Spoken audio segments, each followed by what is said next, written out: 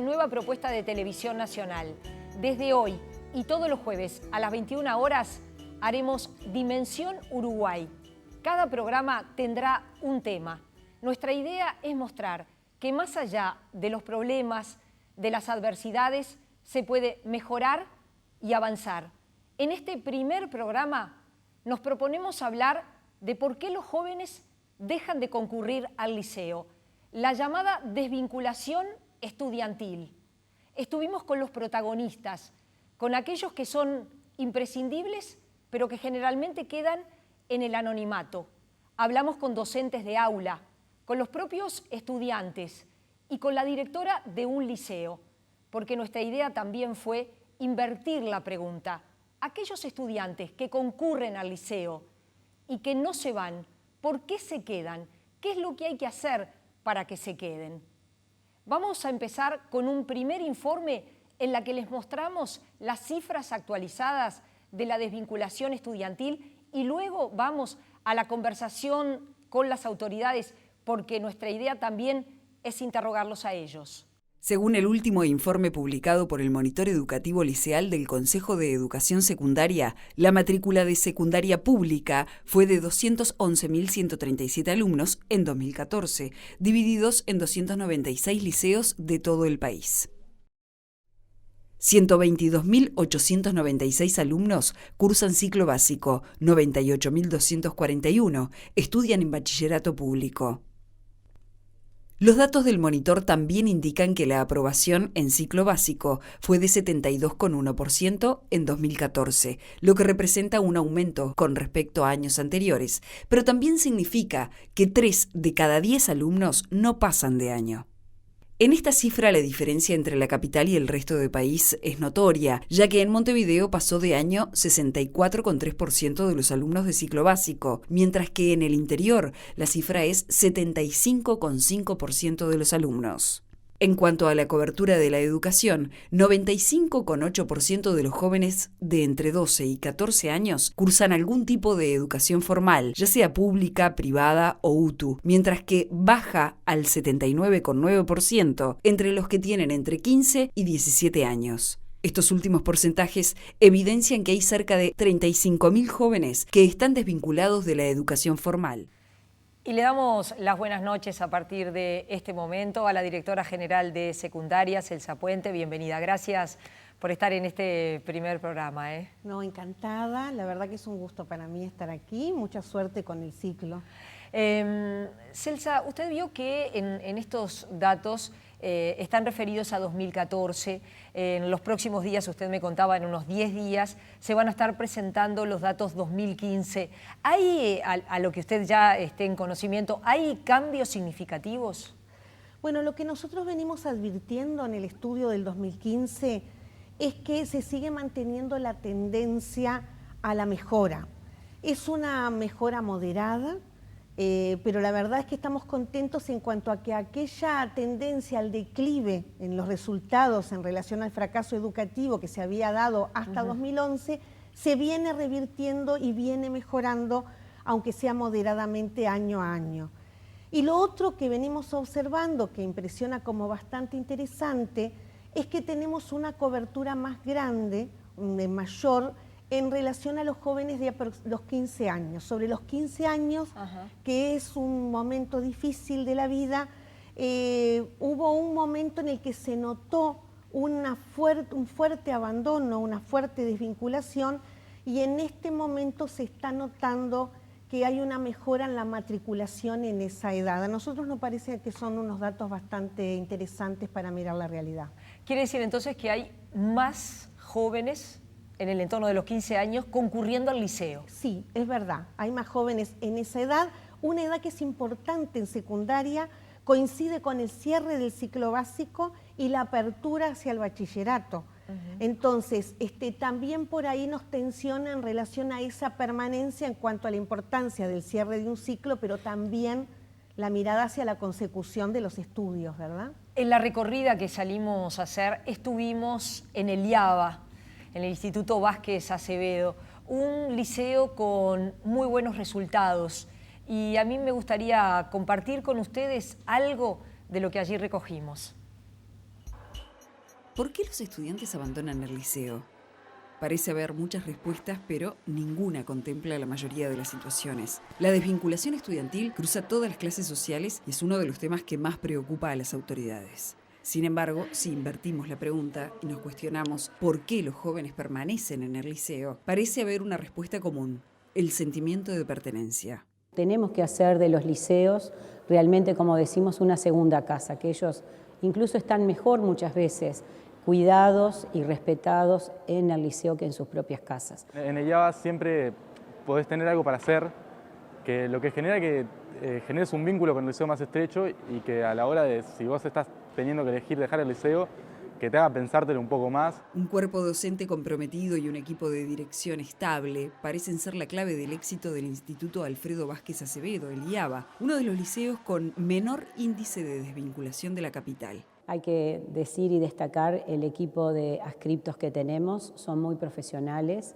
Cada adscripto tiene a cargo 4 a 5 grupos, son muy numerosos acá en el IABA, alrededor de 38 o 40 en todas las clases, sobre todo en el turno matutino, pero tenemos un seguimiento constante. Con los profesores en general siempre hay un diálogo fluido, siempre se escuchan a los estudiantes, siempre se los tiene en cuenta a la hora de tomar decisiones. Es como una institución muy horizontal en ese sentido. Siempre nuestra voz es escuchada. Pero la mayoría de los liceos, especialmente los de las zonas críticas, entienden que tienen un problema clave en los recursos humanos. El tema es que no hay recursos humanos suficientes, sobre todo en algunos liceos de contexto crítico como este. Nosotros tenemos un equipo multidisciplinario compuesto por una sola persona. Para 1000 alumnos hay una psicóloga. Hay ahí situaciones bastante complicadas donde tendríamos que intervenir, pero con herramientas bastante más sofisticadas de las que tenemos.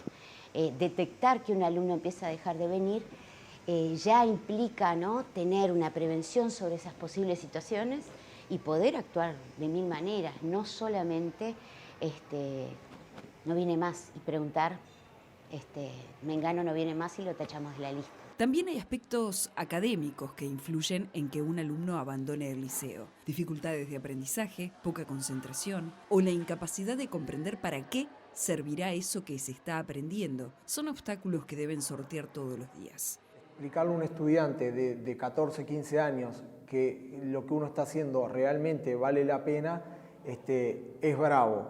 Mucho más complejo es convencerlo de esto. En el orden estrictamente pedagógico, creo que se le pide a la enseñanza media, a la enseñanza secundaria, mucho más de lo que ella a esta altura puede hacer. Creo que falta un poco más de cultura de estudio, tal vez hacerlo todo un poquito más interesante, pero no creo que sea culpa de los profes. Hay algunas materias que son un poco difíciles y no sé, capaz que les cuesta un poco y ya dejan. Estamos en esa cultura de que todo me tiene que servir ya y todo tiene que ser dinámico y divertido. Y hay cosas que uno tiene que aprender que no son realmente divertidas o dinámicas. Uno como docente tiene el desafío de tratar de hacerlas dinámicas, atractivas. Uno planifica las clases para que el chiquilín no se aburra. Muchos entienden, además, que los docentes deben cumplir una función socializadora que no les corresponde y que les quita tiempo de trabajo estrictamente académico. Compañeros de primer ciclo, hay veces que uno los ve que llegan desencajados a la sala de profesores porque realmente la tarea es muy estresante. Porque están atendiendo chiquilines con todas las dificultades que ya charlamos, que vienen, antes de aprender matemática, inglés, idioma español, literatura, vienen a socializar. Hay que enseñarles cómo se entra a una clase, cómo se viene vestido. Sin pensar en fórmulas mágicas, algunos se animan a insinuar una solución. No todo es responsabilidad ajena, debemos tener alguna responsabilidad nosotros como cuerpo docente y como sistema educativo, que creo que se están atendiendo.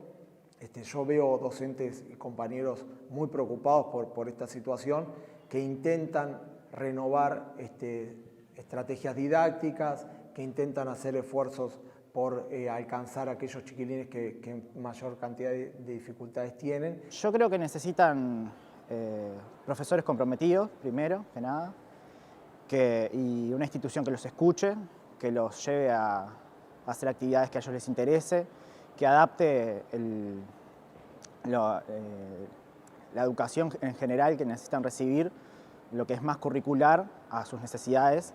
Obviamente en orden pedagógico nosotros tenemos que hacer muchísimas reformas, mejorar muchísimo nuestra calidad, pero en cuanto a calidad de la formación de lo que ya tenemos. Y el desafío a ese intelectual adolescente y ese instinto de sobrevivencia lo tenés que fomentar con quien realmente quiere estar. Acá tenemos el para qué de quedarse en el sentido emocional. No sé si hablarlo en general, pero a la mayoría le pasa que cuando vos entras allá generás un vínculo muy estrecho con el liceo, con la gente, con cómo se maneja allá, con la dinámica que tiene. Y que entonces muchas veces es las ganas de que, bueno, vengo allá, más allá de que estoy estudiando, es un lugar donde me siento cómodo, donde quiero pasar tiempo. Hay que estar en los centros educativos. Si está, se ve. Y hay que ir hacia donde está el estudiante. ¿Sí? Bueno, como ustedes veían, Celsa, usted vio, hay como muchos temas que plantean entre los estudiantes, entre los docentes, que son docentes de aula, la propia directora del IABA, cómo se puede replicar. ¿Es un problema de implementación, de falta de compromiso, de que los chiquilines dicen nos aburrimos?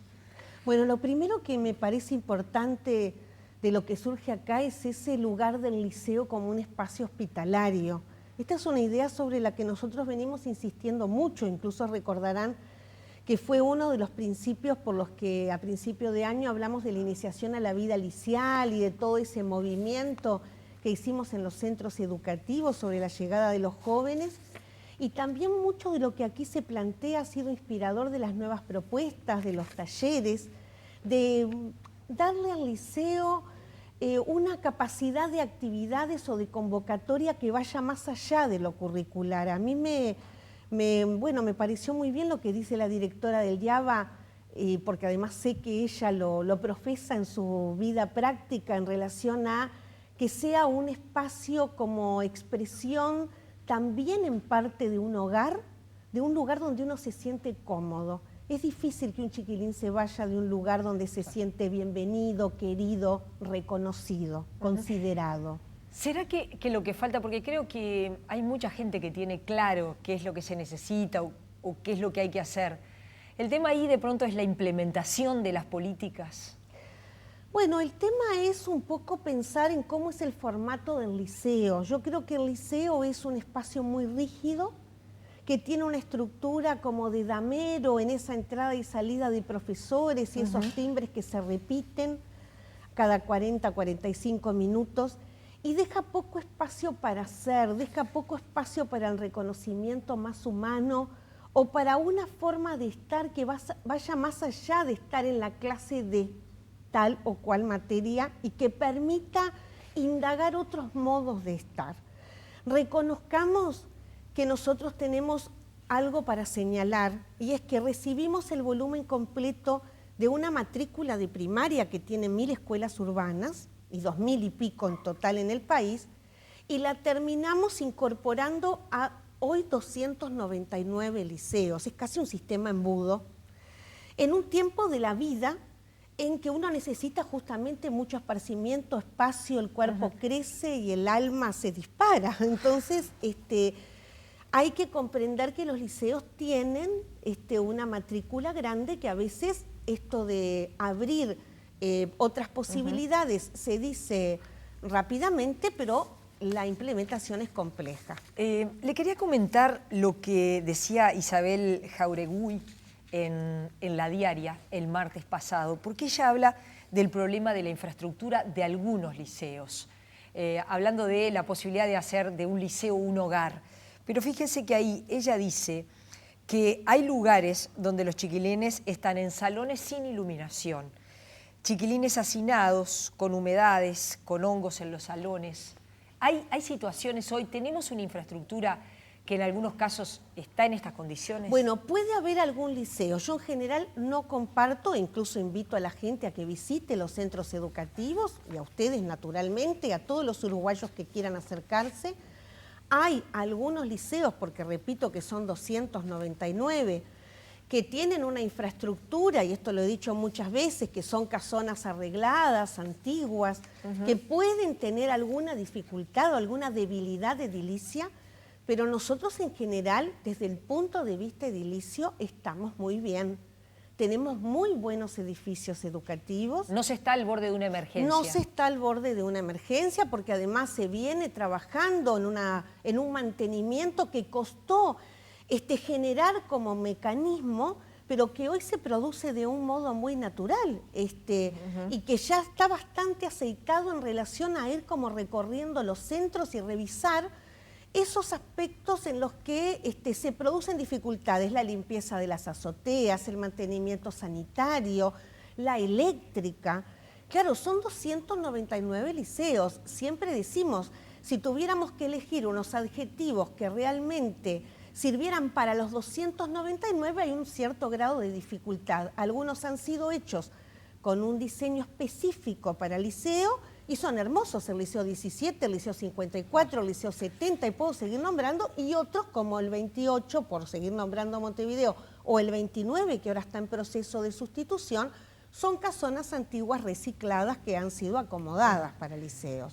Vamos a escuchar algo de lo que nos decía la directora del IABA y lo que nos decía el profesor de matemáticas, porque ellos, bueno, hablan de esto de los liceos como centro de convivencia y de los recursos. Vamos a ver lo que decían. Yo creo que hay que valorar algo que es la convivencia, buscar centros de interés en los estudiantes. Digamos, acá funciona el gremio con excelentes estudiantes que hacen por los otros jornadas, participan no solo alumnos del liceo, sino alumnos de zonas cercanas como el Liceo Miranda o el Liceo Zorrilla. Es decir, acá se integran los estudiantes y eso habría que hacerlo en todos los centros del país. Si faltan recursos económicos, creo que no. Lo que falta es redistribuirlos mejor y gastarlos mejor. A los liceos no llegan esos recursos, o sea que se gasta antes de mala manera. Quiero creer, si se creen las cifras que maneja el gobierno en cuanto a la inversión en educación. Bueno, allí estaba el cuestionamiento de cómo llega el dinero a los liceos, si efectivamente llega. Bueno, a ver, es importante que la gente sepa que el 85-86% del presupuesto de secundaria se invierte en salarios, porque a veces no se ve el volumen. Secundaria hoy, año 2016, tiene casi 234.000 alumnos y tiene alrededor de 25.000 funcionarios entre docentes, no docentes y técnicos. Es un volumen inmenso de gente y la gran parte del presupuesto se vuelca allí. El resto de los fondos que tenemos se distribuye en el mantenimiento, y hablábamos de lo que significa el mantenimiento edilicio, que sí lo hacemos nosotros en general, y además los materiales y todo lo que es el equipamiento. Yo también quisiera señalar que me parece que en los últimos años ha habido un cambio sustancial en relación al equipamiento de los centros, y hablo del mobiliario común, así como también del equipamiento un poco más específico. Secundaria se destaca, por ejemplo, en términos de lo que son los laboratorios de ciencias. Nosotros tenemos un equipamiento de muy buena calidad en los laboratorios de ciencias que realmente llama la atención. Me ha pasado de que venga gente del extranjero y haga una recorrida simple y quede impactada con la gran cantidad de material didáctico que hay en los mismos, que es además de muy buena calidad, por decir algunos aspectos, ¿no? Vamos a hacer una pausa y seguimos conversando porque hay mucho más.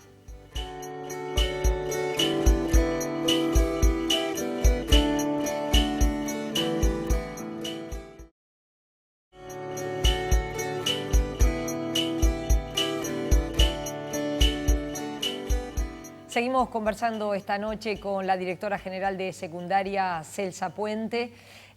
Celsa, en 15 días ustedes van a presentar nuevos datos que tienen similitudes. Usted decía, se van a aportar algunas tendencias que muestran que se ha mejorado. ¿Hay que seguir modificando conceptos vinculados con esta problemática de la desvinculación estudiantil? ¿O en realidad está más vinculado con la implementación de las políticas? ¿Usted por qué se inclina? Bueno, yo me inclino por la decisión que tomamos este año, que se está implementando y que tiene mucha relación con lo que la directora del IABA ha expresado.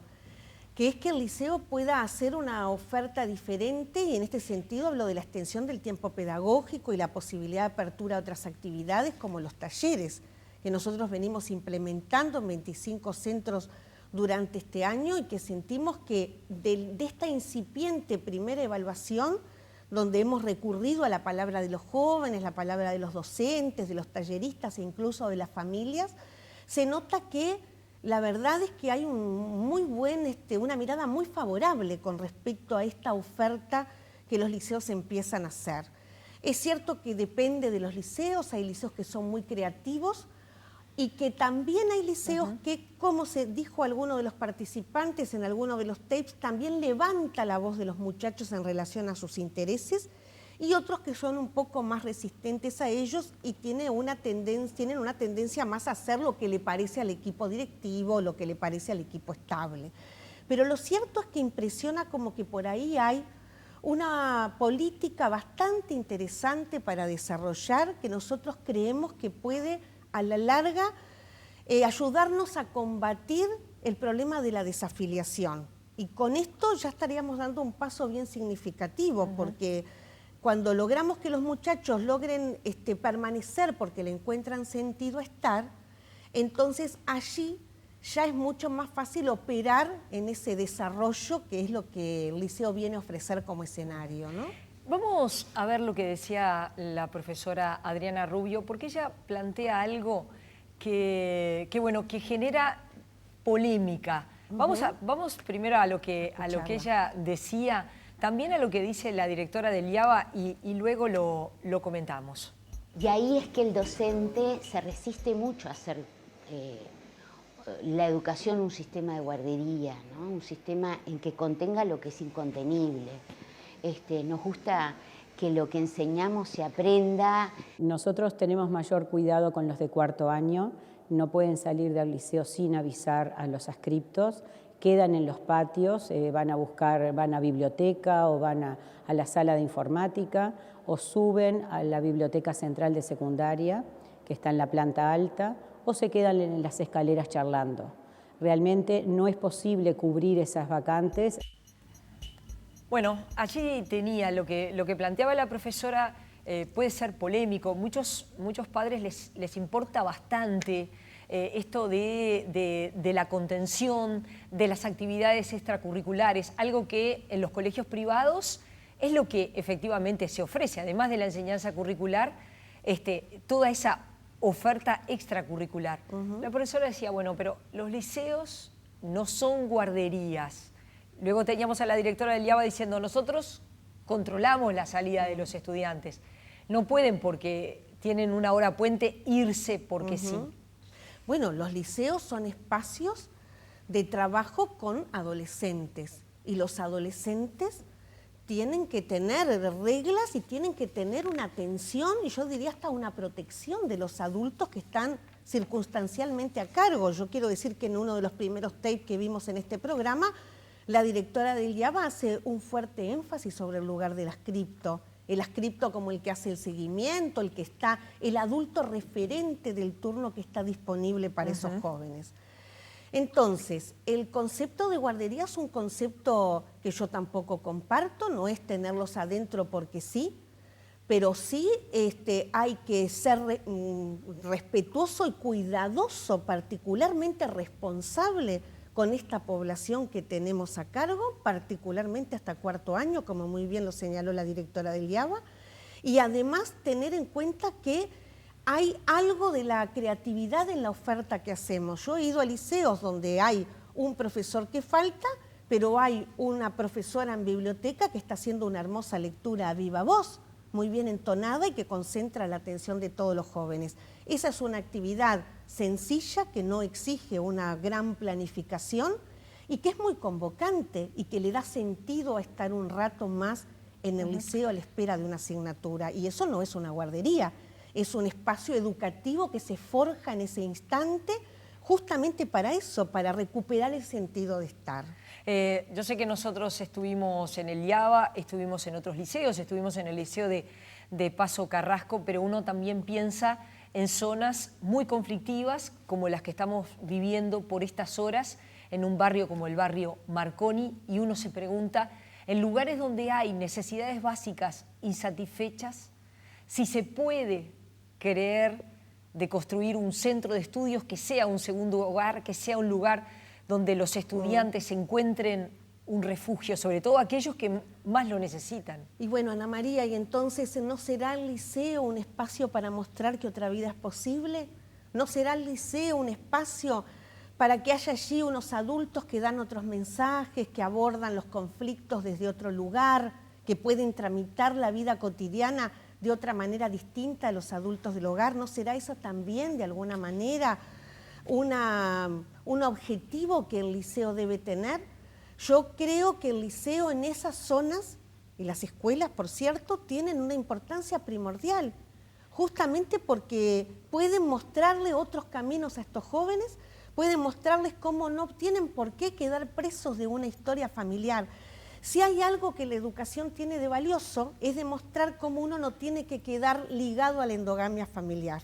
Tiene la ocasión de retramitar su vínculo identificatorio con otros adultos y con otras instituciones, muchas veces por día en el liceo, además donde estamos en contacto con muchos adultos.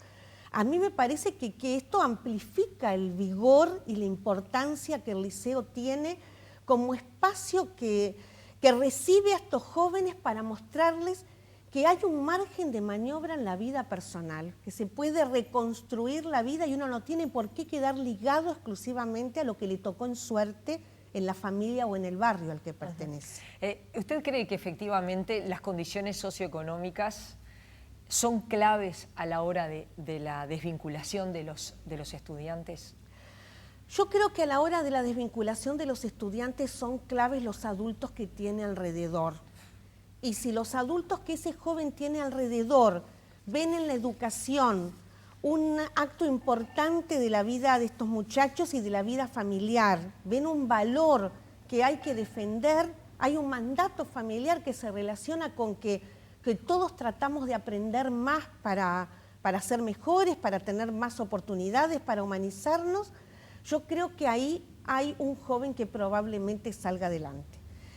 ¿Qué pasa? Que a veces en las clases más bajas, más desfavorecidas, no hay una historia previa de desarrollo educativo, entonces a veces esos papás, esos abuelos no pueden mostrar esto. Yo igual quiero ser cuidadosa en esto porque remito a mi propia historia familiar. Yo siempre cuento que yo soy hija de migrantes españoles que tuvieron muy escasa formación académica. Ahora, sí en mi casa había una valoración de lo educativo, de aquello que no se había podido tener. Sí había una insistencia en todos nosotros, en los 3 hermanos, de que era importante estudiar aunque mis padres no lo hubieran tenido. Yo creo que el problema es que ese discurso se perdió, o más bien se perdió el valor y por lo tanto no aparece el discurso.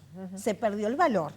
Entonces, me parece que a veces los chiquilines que nacen en familias de menor caudal, posibilidad socioeconómica, no tienen un adulto referente que de alguna manera los tironee hacia adelante y le diga, mira, aunque hoy te aburras, esto algún día te va a servir, esto te va a servir para tu propia vida, te va a servir para tener un mejor trabajo, te va a servir para tener otras oportunidades y abrir otras puertas. A veces los chiquilines no tienen eso, a veces somos los profes desde el liceo los que les tenemos que de alguna manera marcar ese rumbo.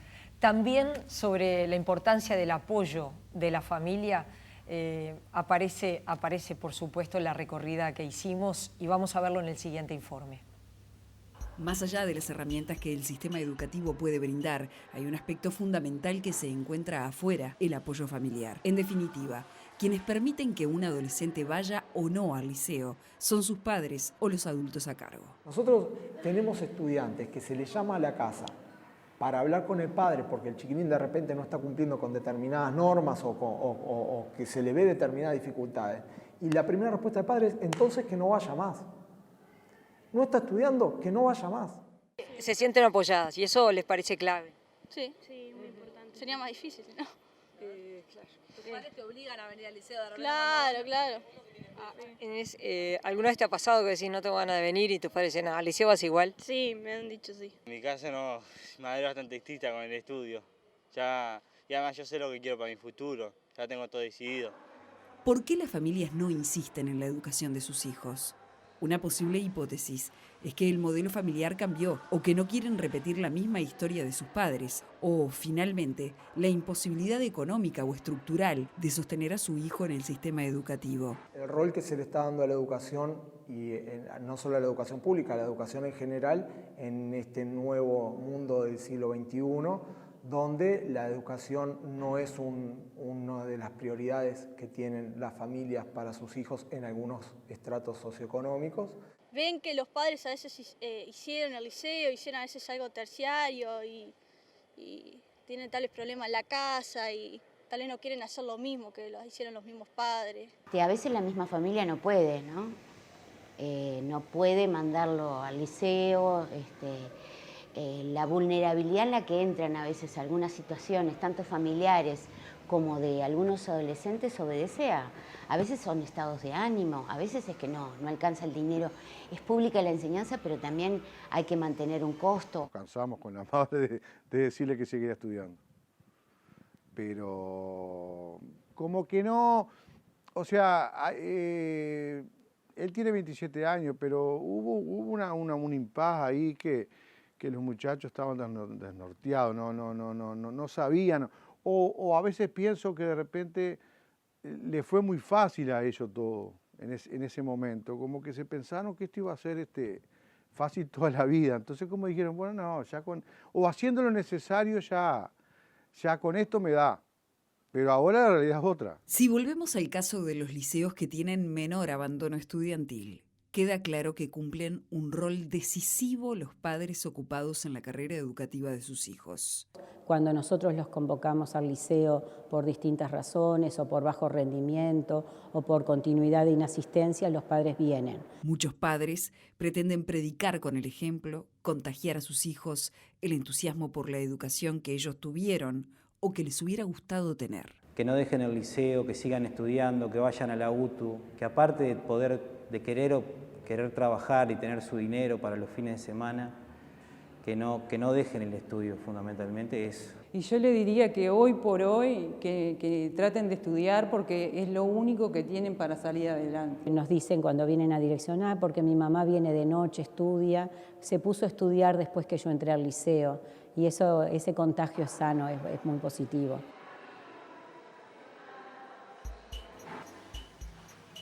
Bueno, allí tenía Celsa Puente lo último que decía Jacqueline Nogués, la directora del IABA, ¿verdad?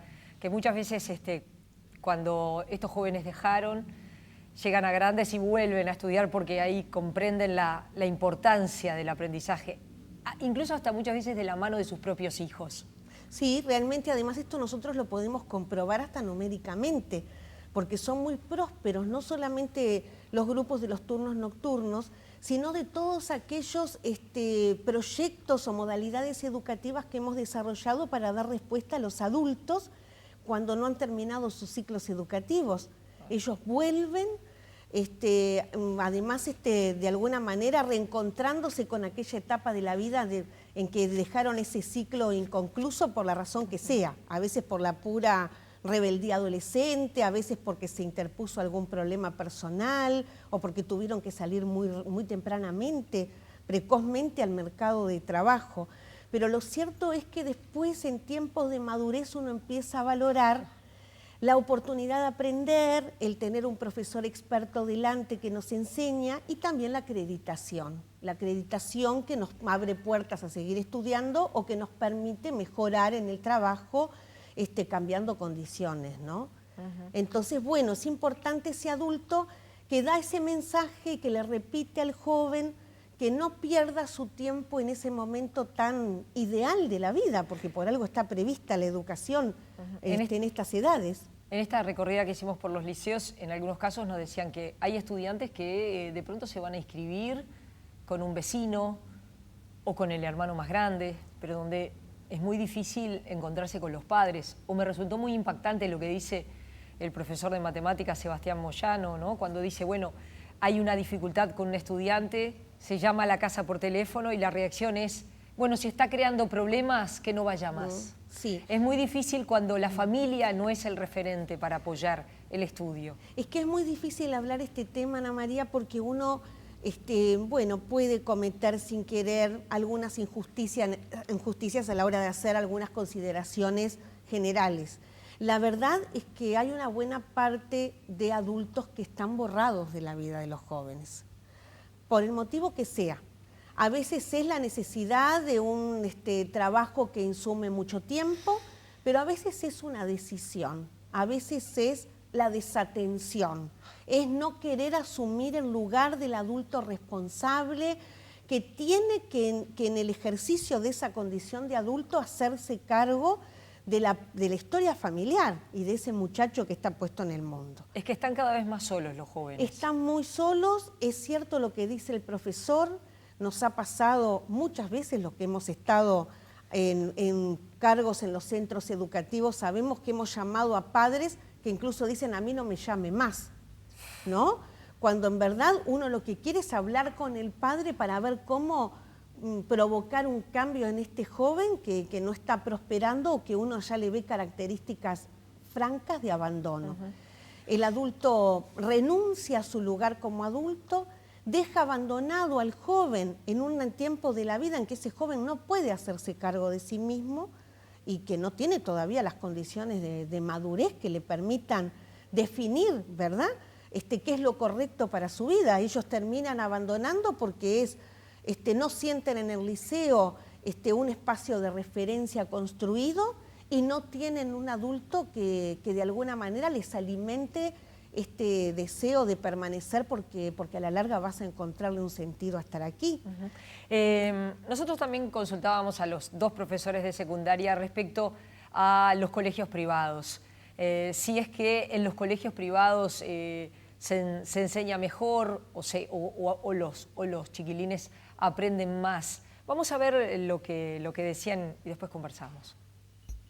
En una institución privada tenés además animadores, tenés deporte, tenés mesas de ping-pong, tenés campamentos, tenés una instancia recreativa que estimula o por lo menos puede llegar a combatir la esquina del liceo, la esquina del barrio. Implícitamente ya hay una familia detrás que es el que va a inscribirlo ahí y que se encarga de pagar la cuota. Alta, baja, lo que sea, pero hay alguien detrás que va a pagar la cuota. En el liceo público muchas veces no pasa eso. Lo que hablábamos también hoy, ¿no? Vinculado con la contención, con eso del conjunto de actividades. Parte de lo que mostrábamos del Liceo IABA, de por qué los chiquilines se quieren quedar y que en otros liceos no está, y eso está en los colegios privados. Sí, pero está en una muy buena parte de los liceos públicos. ANEP tiene un programa de campamentos educativos, reconozco que de pronto no van los 299 liceos, pero van muchísimos centros, incluso ahora en julio estamos instalando campamentos para docentes también de las nuevas propuestas. Secundaria... Se ha hecho una necesidad. Se ha hecho una necesidad porque hay que explorar otros tiempos y otras actividades para aportar al desarrollo de los chiquilines. Tenemos espacios de recreación, tenemos espacios deportivos, además de las horas de educación física, hay horas de recreación. ¿Se perdió tiempo al no tenerlo desde antes, todo esto que usted me está planteando? Que todos lo identifican como algo muy positivo para darle al contexto del estudio. Y bueno, la verdad es que cuanto más tempranamente uno toma las decisiones, cuando son acertadas es maravilloso, pero con el diario del lunes todos somos unos campeones.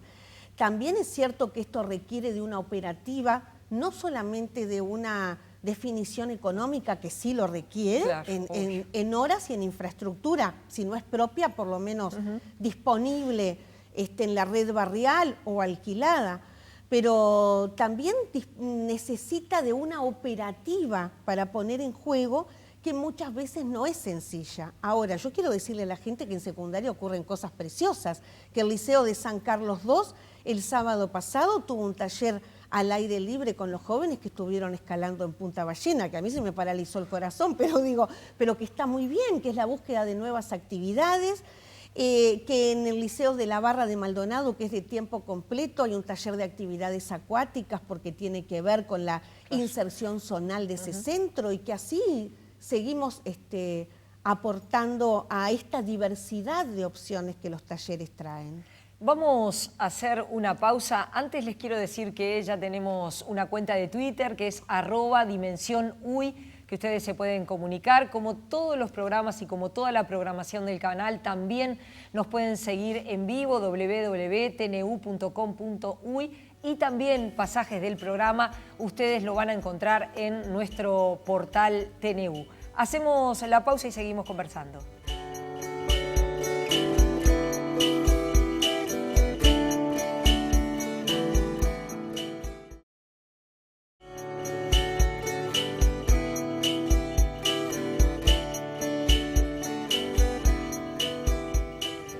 Recién lo hablábamos, seguimos aquí en los estudios con Celsa Puente, directora general de secundaria. Recién lo conversábamos vinculado con la necesidad de, además de los estudios curriculares, dar otra oferta.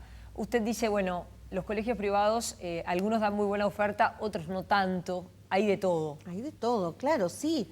Hay una diversidad muy grande, esto dicho con todo respeto, ¿verdad? Con el mismo respeto con que hablamos de nuestras propias instituciones, que también son de una diversidad muy grande.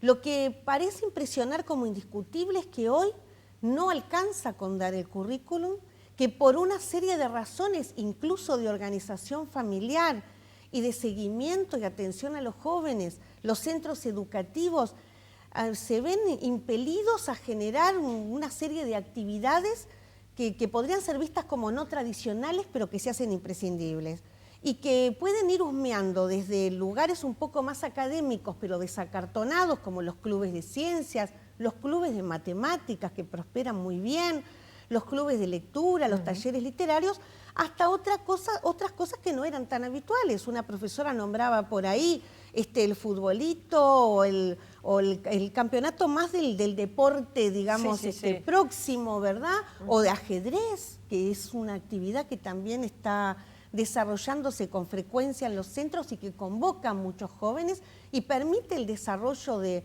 aspectos cognitivos que son importantes. Respecto a lo que recién hablábamos, ¿no? Comenzábamos con las cifras del Monitor 2014, en unos días se van a presentar las 2015, usted dice hay leves mejoras. ¿Se ha bajado la exigencia? Porque eso es algo que también está en discusión.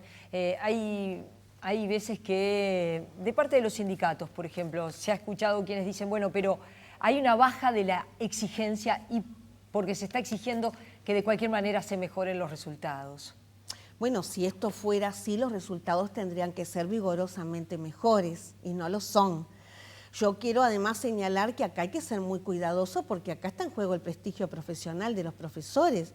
Yo no creo como profesora, y en honor al respeto que le debo a mis colegas, que los profesores bajen deliberadamente el nivel para conseguir mejores resultados, porque sería dejar a los profesores realmente en un lugar que me parece que no se lo merecen, que son profesionales serios. Creo que lo que ha habido es un cambio en la metodología o en una exigencia de habitar el aula desde otro lugar. Y en el caso de secundaria lo hemos explicado muchas veces, a secundaria llegaban solo algunos, hoy, sostenidos en el derecho a la educación, llegan todos los jóvenes. Hoy estamos hablando de un multigrado porque llegan con bagajes diversos, aun cuando hayan hecho el recorrido previo por primaria, de modos que podrían impresionar similares. Los resultados son diversos y eso lleva a que el profesor en el aula tenga que tomar algunas decisiones en relación a cómo nivelar a algunos hacia un nivel medio, tratar de seguir estimulando a los que están en un nivel superior y promover el desarrollo natural de los que están en un nivel aceptable. Por algo estamos trabajando las duplas y los tríos de docentes también, ¿no?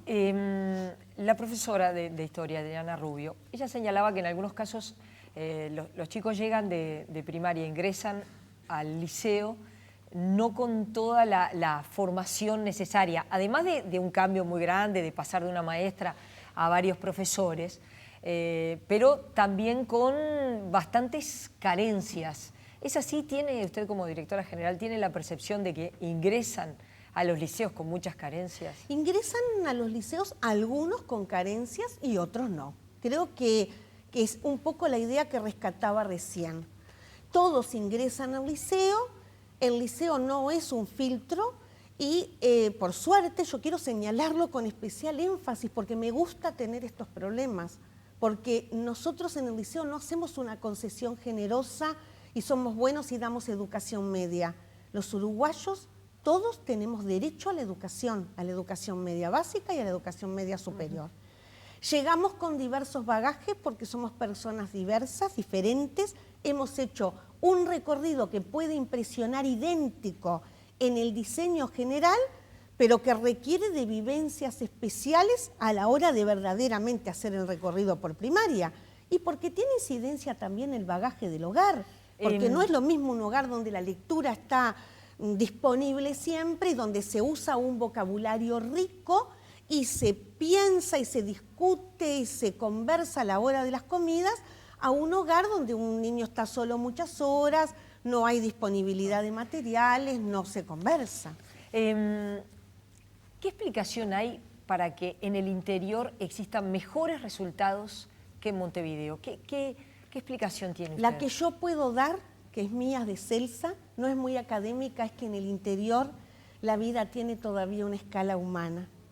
Y hay un reconocimiento y una identificación de todos los jóvenes, de los adultos, de todos los adultos por parte de todos los jóvenes.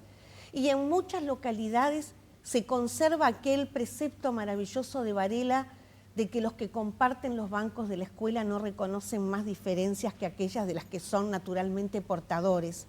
Hay localidades del interior donde no ha prosperado la educación privada porque la educación pública es el eje de interés de todas las personas, no importa la clase social a la que pertenezcan. Y eso genera una riqueza que realmente es difícil de valorar, pero además genera una red de sostén de toda la localidad que pone sus ojos en el liceo público para hacer de él un espacio que es tan importante que merece las mejores energías. Y en Montevideo, por lo menos en algunas zonas de Montevideo, algunas partes de Montevideo, esto es complejo de instrumentar. En Montevideo es el departamento más difícil para llevar adelante prácticas. Es un departamento que por momentos, y en esto quiero ser cuidadosa porque todas las generalizaciones son injustas, pero parece que estuviéramos, y lo tenemos que hablar desde nosotros, yo soy montevideana y vivo en Montevideo, en un proceso como de deshumanización. Y creo que la educación no se salva. Y creo que esto se observa cuando uno sube al ómnibus, cuando uno circula por la calle. Mucha violencia. Todos en una sensación de sospecha permanente. Y si además es un joven el otro, hay una sospecha que está amplificada porque hay también un trabajo desde algunos medios masivos de comunicación que focalizan en los jóvenes una imagen de alguna manera peligroso. Bueno, mencionó un tema polémico. También una sociedad adultocéntrica ve en los jóvenes un peligro, no solo los medios de comunicación de pronto. Sí, una sociedad perversa que ve en los jóvenes un peligro, pero quiere parecerse a ellos. Los adultos renuncian a ser adultos y hablan, se visten y quieren tener actitudes como los jóvenes. Entonces ahí hay como una paradoja perversa que se instala. Celsa Puente, gracias por haber venido esta noche. Les recordamos a todos que nuestra cuenta de Twitter es @dimensionUy, que nos pueden seguir a través del portal TNU. Gracias por haber estado esta noche. Volvemos el próximo jueves, pasaditas las 21 horas, una vez que finalice el informativo Info TNU. Vamos a volver con otro tema, como ya lo habíamos dicho, vamos a estar todas las noches de los jueves con un tema. En este caso, el próximo jueves será las cárceles, la rehabilitación de las cárceles. ¿Por qué no rehabilitan las cárceles? Será nuestro próximo tema de Dimensión Uruguay. Buenas noches. Gracias por haber estado ahí.